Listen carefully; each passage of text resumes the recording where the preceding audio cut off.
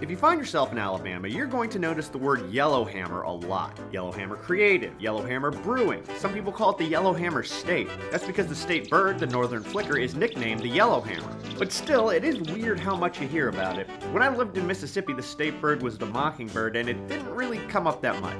But in Alabama, Yellowhammer is everywhere. Why? Well, the answer is, you know that thing where you have to get dressed up for something after work, but then one of your coworkers is like, "Oh, nice suit, pretty Johnny." And you're like, "All right, good one, guys." And then another coworker's like, "Pretty Johnny, nice suit."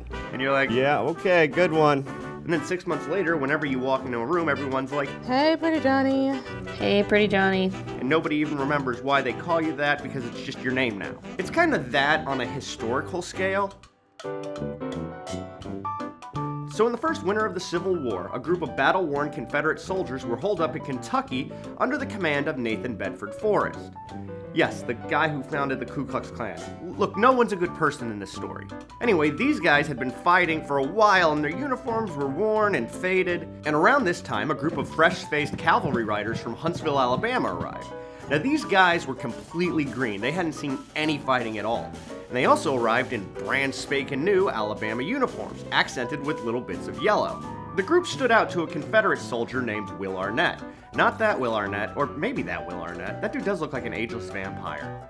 Anyway, to make fun of them, Will Arnett starts screaming out, "Yellowhammer, Yellowhammer, flicker, flicker," basically saying they look like pretty little birds. And everyone had a good laugh at the expense of the rookies. And like every nickname you never asked for, it kinda stuck.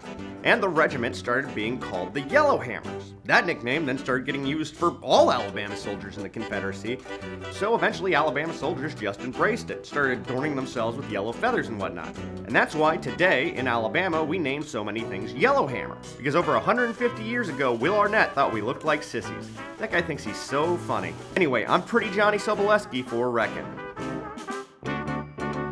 If you like these videos and like what we're doing on Reckin, you can help us out by following us on Reckin by AL.com on Facebook and Twitter. And for even more news, you can sign up for the Reckin newsletter by going to AL.com/Reckin. Thanks for watching.